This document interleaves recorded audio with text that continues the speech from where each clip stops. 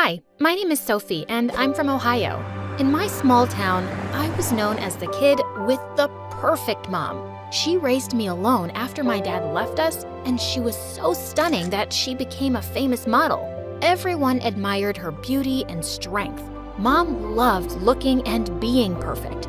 She always dressed us up in matching, amazing outfits, and once I joined school, she threw parties for my classmates and their parents all the time. We were the most popular family in the first grade. But when the party was over, she was a very different person.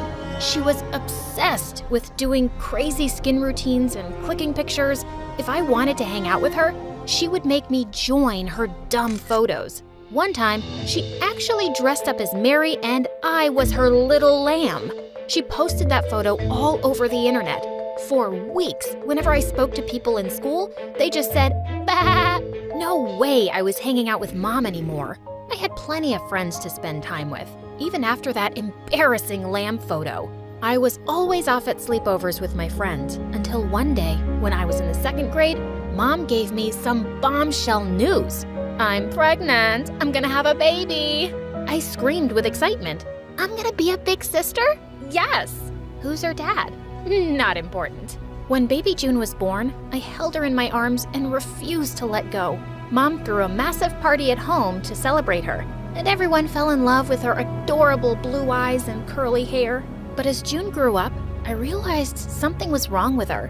If someone wasn't standing directly beside her, she would start crying like a banshee. She constantly bumped into furniture, and if I kicked a ball away from her, she'd take forever to find it, even though it was in plain sight.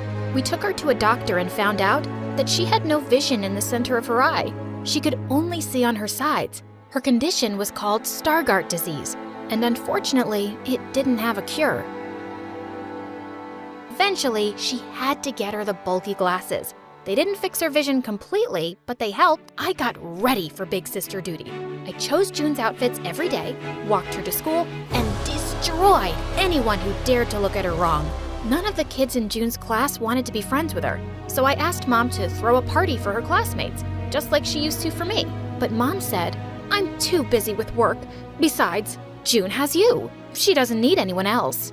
By the time I was in 7th grade, June came everywhere with me. She came to my sleepovers, went to the movies with my friends, and we all stayed up doing each other's hair. I thought we had so much fun. But one day, I came out into the backyard to see that June wasn't wearing her glasses anymore. My friends were throwing them around like a ball. I took her glasses back from my friends and screamed at them like crazy. It was just a game. "Get out of my house! Get out!" How could they be such jerks? After that day, they uninvited me to all their parties and they started ignoring me in school. They even made me sit at the unpopular table at lunch. In just one night, I'd become a complete loner. Whatever. I didn't need their terrible energy, and their behavior made June feel really bad.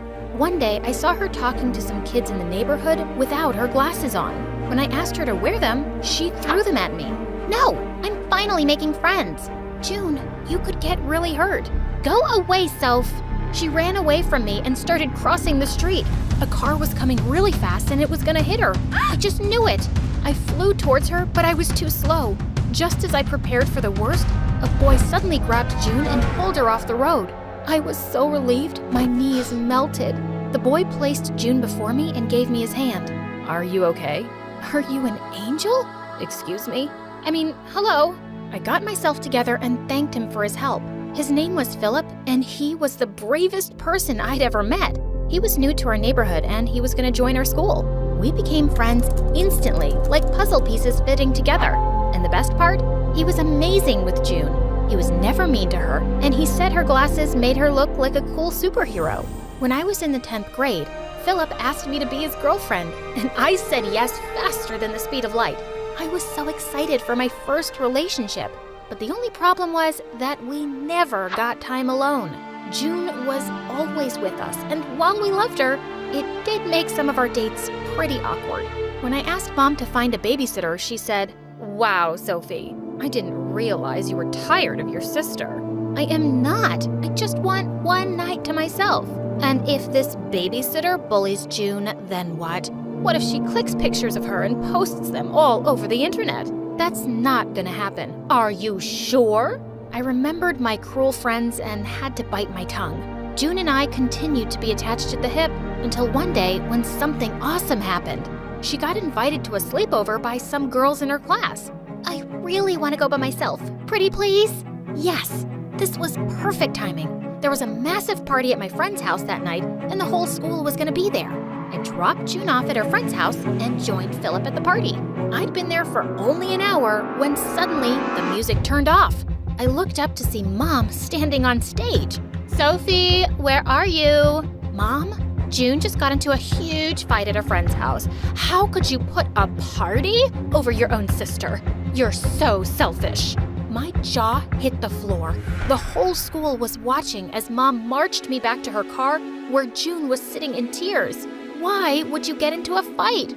She called me an insect and they broke my glasses. See? Did you hit her hard? I broke her nose. Good girl. She defended herself. She's okay, Mom. Nothing is okay. I had to go get her because you wouldn't pick up your phone. And now I have to spend thousands of dollars to buy another one of those ugly glasses. Her classmates hate her even more now. Is this what you wanted? Of course not. Do you like that you're popular while your sister keeps getting bullied? Stop it. None of that is true. I knew Mom was wrong, but everything she said made me feel so guilty. Why did I have to go to that stupid party? Mom grounded us both for the entire summer break, and Philip came over to meet me at home. You got grounded just for going to a party? Well, I left June alone. So? You're her sister, not her mom. You don't get it. I knew she had trouble making friends. I should have been there for her. You're literally with her every second while your mom's always busy. She's a single parent. She has to work. She can't find a babysitter. For some reason, she makes you do everything for her. She embarrassed you in front of the whole school, and then she grounded you? Sophie, she sounds terrible. I gasped and slapped him. You can't say that to me. She's the only parent I have. Tears filled my eyes and I stormed away from him. If he couldn't understand my family situation, I didn't want to be with him. I was too thick-headed to see how right he was, until one day when I was in the 11th grade and the school principal called me to his office. June was there too. What happened now? They told me that June was a genius. She had a 145 IQ. Wow! She can go to any school for gifted kids in the country with a full scholarship. And June has chosen the school in New York City. What? Why New York? Isn't there a school in our state? Yes, but I choose New York. I pulled June aside after the meeting. You want to go away? Why? Why should I stay here? So you and Mom can keep being embarrassed of me? What? I love you, Sophie, but I'm tired of being the blind idiot you're forced to take care of. June, you're my sister. I do things for you because I love you.